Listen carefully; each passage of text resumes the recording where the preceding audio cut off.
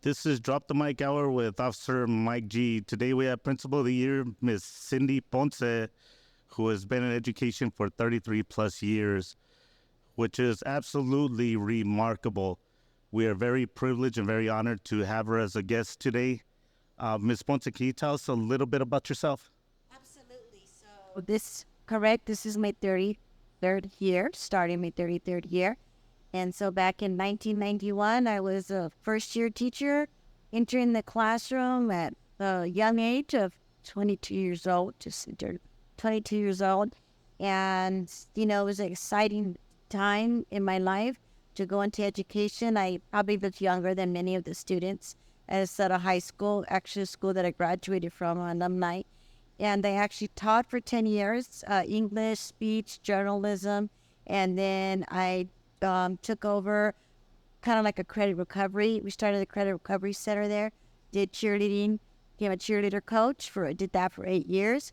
And then I had my son and I actually moved into administration where I did curriculum. I was a curriculum specialist for 3 years and then moved into an assistant principal back in 2004. Actually, yes, 2000. And no, actually, it was 2002. And I was an assistant principal at a set of high school. I went then to Hanks High School, Beller High School, Del Valle High School. And then 5 years ago in 2018, I became the principal of Austin High School. So that's been my career. And I'm happy to say that even now in my 33rd year, that, I still have those little butterflies when it's the first day of school and welcoming back all our young humans. Mom and dad are tired of them and now they're back to us again. So I'm glad that I've been able to make this not just a career, but it's been a passion. It's definitely not a job. It's definitely been a calling. And after 33 years, which is absolutely remarkable, what keeps you going? What keeps you in the education business? What keeps you wanting to come back every year? I think hope, definitely hope. We have to keep hope. And I know our teacher of the year, Mr. Eric Moreno at Austin High School, he was one of the top 10 teachers. He told me that. He said, we have to always keep hope. Even sometimes when we think of everything that's going on in our schools, from, shootings to drugs to students coming to us that are having their needs met, such as being hungry or not sleeping at night, not having a safe home. We have to have hope that when they're walking through that door, that we are going to make that little change for them to keep them staying in school and to be successful. And sometimes we lose hope. When COVID happened, that was a very trying time for educators, and we're still dealing with post-COVID students, and they're definitely not the same student. We will never go back to the same type of student that we had pre-COVID. And we, as educators, we definitely have to look at how we can change our own system, our own belief system, our own attitudes on how to adapt to our post-COVID young child, young human. But it's definitely hope for a better future. We can't give up that hope. And, just being an advocate for students, because I had someone that stepped in and was an advocate for me, that helped me graduate from high school. And I think most educators would tell you either they were really, really top students or they were totally at-risk students, which I was in high school. And we had an educator that stepped in and really helped us and saved us. So I think it's always remembering that. The pandemic, how do you think that teachers were able to cope with the pandemic also and coming back and dealing with a lot of these students? What are the challenges with that? So I think for our teachers, a lot of them, are still dealing with it. In our district, we were lucky that our students already had devices. So when the pandemic happened and we had to go to online learning, they had their computers, but many teachers didn't know how to teach online. They really struggled with that. They lost that human contact with students, and that is the most important factor with our students. It's not technology, it's not the devices, it's not cell phones, it's not Google, it's not all these resources, it's that human contact. You can never replace that. And that was very difficult for our students and for our faculty, our teachers. And now returning, a lot of the obstacles is that students are not engaged. Many of our students were home alone, fourth graders, fifth graders, sixth graders, because their parents had to work. They had to support their family. So they really were sitting in front of a computer. A lot of them didn't have the supervision. So they didn't get to make that transition from elementary to middle to high school. And that really affected a lot of them. So we're really facing how do we get our students engaged back into academics, to wanting to be in school, to graduate, and to pull them away from social media. Unfortunately, post COVID taught us that students, they were already engaged in social media with the phone and with YouTube and videos. Now more than ever, being online learning, that definitely just pushed our students more and more into really relying on cell phones and really social media. And those cell phones, they're attached to their hands, and they have a hard time letting go of that. So we face a challenge right now of getting our students engaged. And in reference to that, went through it during the pandemic, and we saw all the problems, adversities, and everything that we had to go through back then. How do you feel that children are doing now, a few years later after the pandemic? I believe they're recovering. I think they're recovering. We're having to rebuild. We lost a lot. They have enormous gaps, and I'm talking about all grade levels, all types of students, because even students that were doing very well in school and they lost that social interaction, they lost that social contact. It really affected a lot of our students emotionally, and we're just now seeing a lot of kids come out of that. So our students that are in high school, our juniors and seniors, are able to adapt more. Our freshmen and sophomores, they were in the 5th, 6th grade when it happened. So we're still seeing the effects of it. And, a lot of our students still have a hard time, understanding what is socially acceptable, especially in the school environment, what you can and cannot do, what you can and cannot say, what type of behavior is not allowed. If you talk to a lot of teachers, they will tell your educators that today's student, they'll probably describe it as having a lack of respect for authority.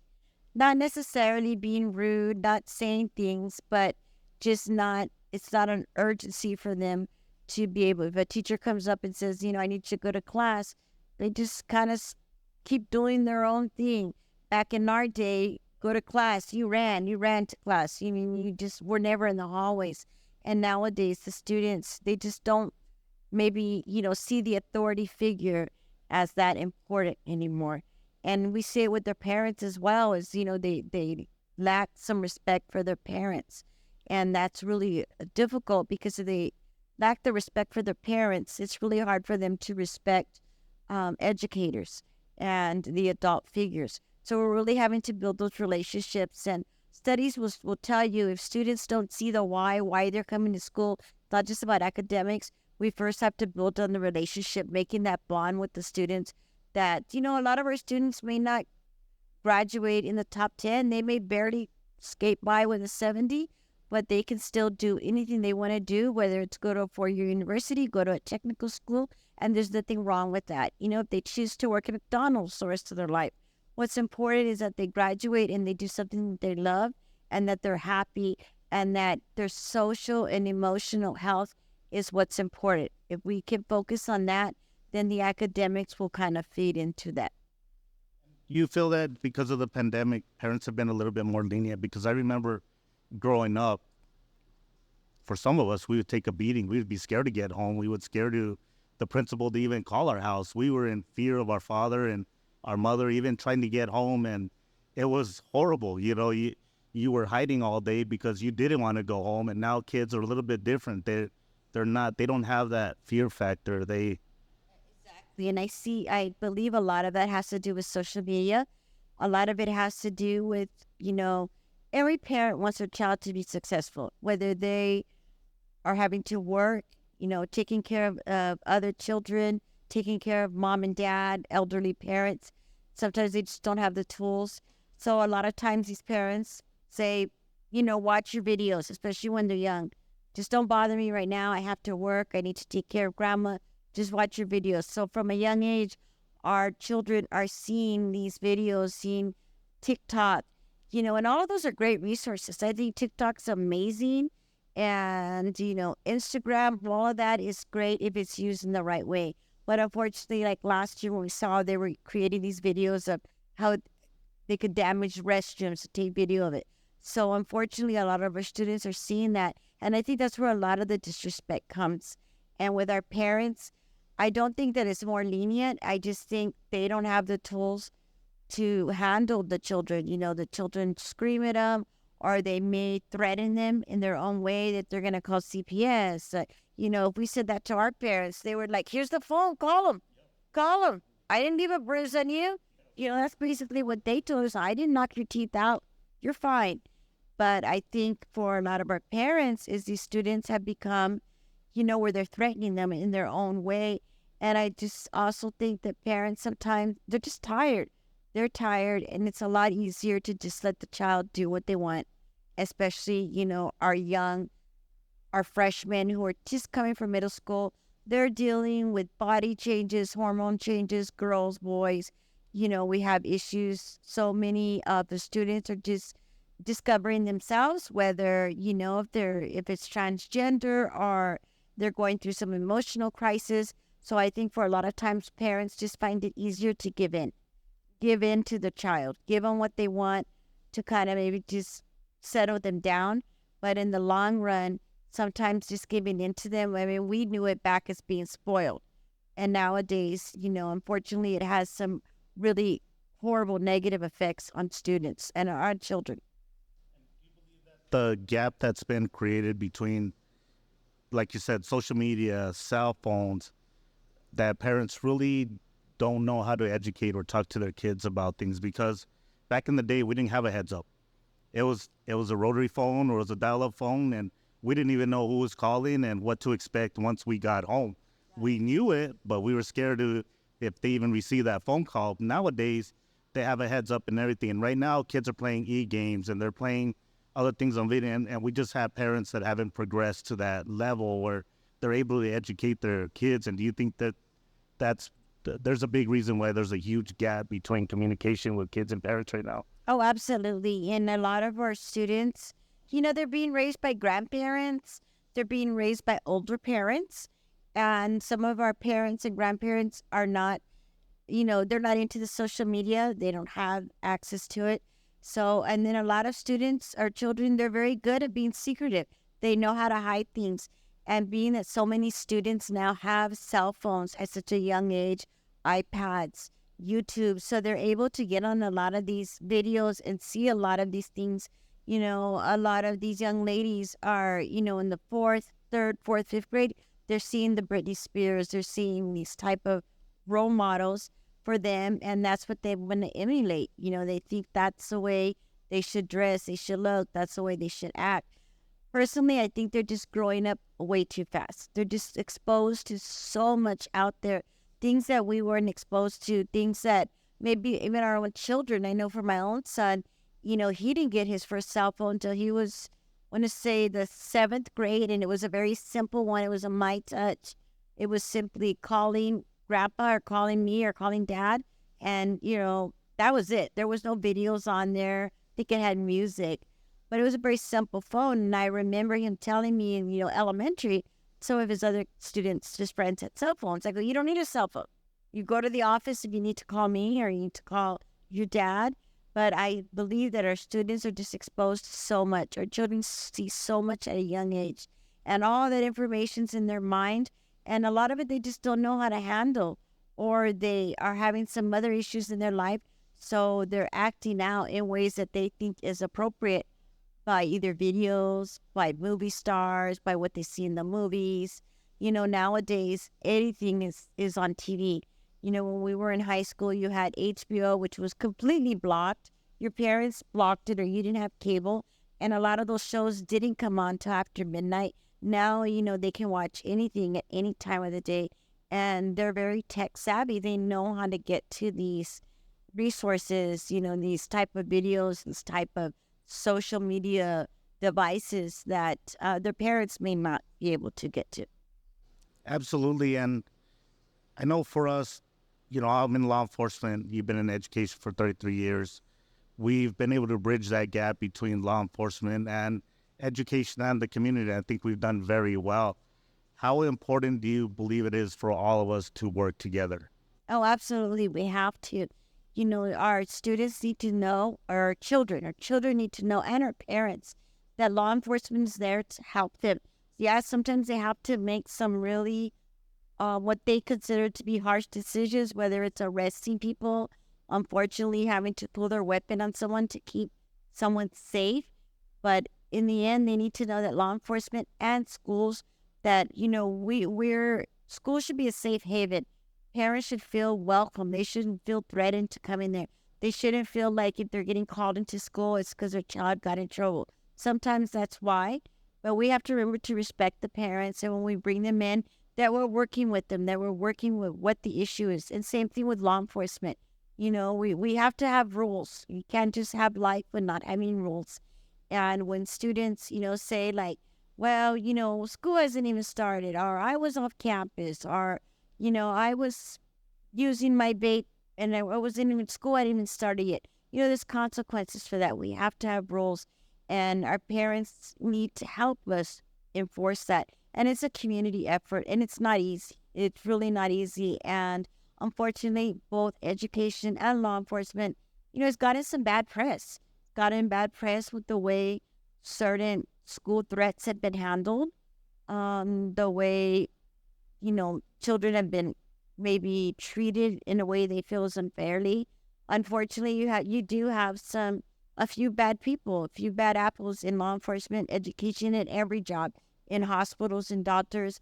But that's what the press eats on, and so fortunately, that's what a lot of time what the community thinks. But it's something that we're not going to fix overnight, but we can't give up, because I honestly believe that if we continue to work together, that hope is there. That hope is for a better community, a better generation, a better future. And reference to school safety, you starting in the education business years ago till now, what have you seen the difference that has changed from the time that you started to now in reference to school safety?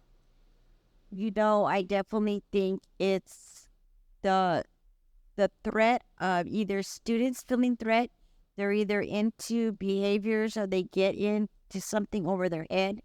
It's the way they react to any type of conflict.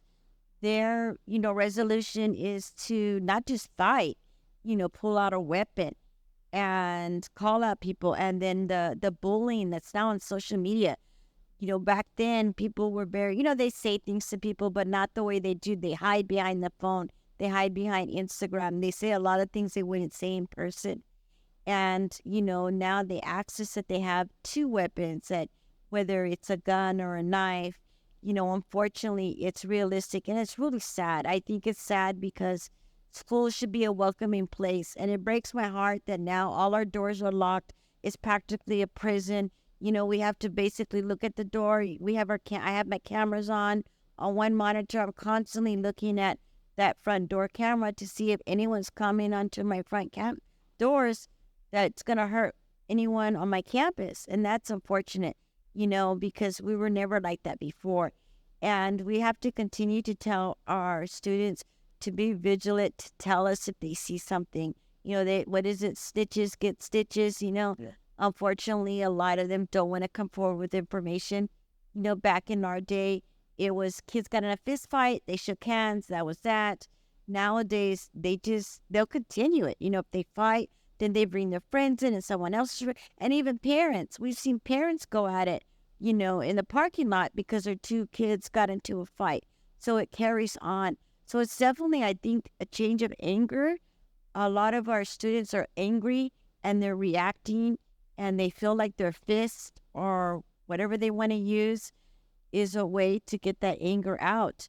And, they feel like either bullying someone is a way for them to feel better, or they're seeing it somewhere, whether it's at home, whether it's on television, they're learning it from somewhere.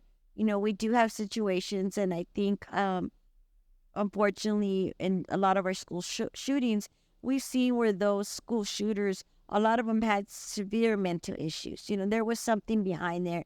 They were, by themselves. But, we're seeing it in our students. It's just a lot of anger. They're angry about something. And we've got to figure that out before we get to the point where one of them hurts someone or even kills someone. And in talking about that, we've seen shootings go up in Texas. So we probably have one of the most, in Texas has the most shootings right now. I believe that we had 17 mass shootings in 2023. Texas had 214 gun violence deaths in 2023. They had 3 mass murders. Also, there have been 13 children aged 0 to 11 killed in Texas. And there has been 56 teens from the ages of 12 to 17 killed in Texas. Do you think that children have too much access to weapons right now? Absolutely. Absolutely. I believe that, a lot of parents, they are doing the right thing with weapons. They get the permit, they go through the training, they lock it up, they do what they need to do. But unfortunately, again, because kids being savvy, they know how to get to mom and dad are at work, they know where the key is, they know how to get to that weapon, or they know how to get a weapon for someone else through, off the streets, whatever you want to call it, across the borders. It's where a border city, so they know how to get to weapons. And the sad thing now is, with the state telling us that they want all schools to have an officer that has an access to an AK, 47, in case the shooter does come on campus. I think that's just sad. That's sad that we have to now resort to that. And there's a huge debate about teachers or educators being allowed to carry a concealed weapon legally and to be able to have it for their own protection. And it's one of those things like, personally, I wouldn't even know how to shoot a gun. But if someone came onto my campus and I saw them, I have a bat in my office. I don't know if a bat will help me with a gun, but I want to do whatever I can to save my students, my faculty, my staff. But it's a shame that for whatever reason, they feel like attacking a school, attacking 5 and 6-year-olds, students that they don't even know, is a way for them to make a statement. And I'm not even sure what that statement is. Because in the end, usually the mass shooter is killed in the process or they kill themselves. And so I believe it's a very scary thought. And we always have to remind our parents that when they drop off their children, whether they're in kinder or they're a senior, they want them back at the end of the day. We want our teachers to go home at the end of the day. I want to go home at the end of the day.